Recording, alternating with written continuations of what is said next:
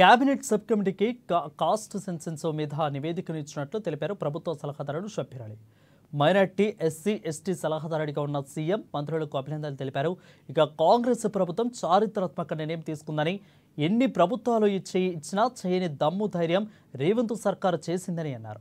జనాభా దామాషా ప్రకారం రిజర్వేషన్ ఇవ్వాలనేది రాహుల్ గాంధీ ఆలోచననే అన్నారు. రేపు కొలగణనకు కేబినెట్ తీర్మానం చేసి ఏడాదిలో పూర్తి చేస్తుందని తెలిపారు. రాసలేదు, మీకు హౌస్ వైజ్ గా పెట్టాం. ఎవరికైనా కావాలంటే అది రేపు ఇది కేబినెట్ అయిపోయిన తర్వాత, అసెంబ్లీ బిల్లు పాస్ అయిపోయిన తర్వాత మొత్తం ఆన్లైన్ పెడతాం.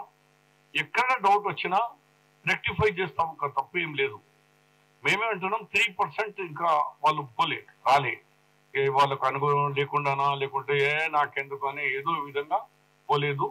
ఈ సర్వేలో హౌస్ తో ఇచ్చినాం.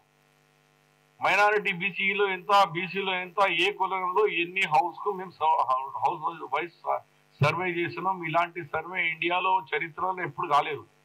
ఇంకా దాని మీద డౌట్ పడడం కరెక్ట్ కాదు.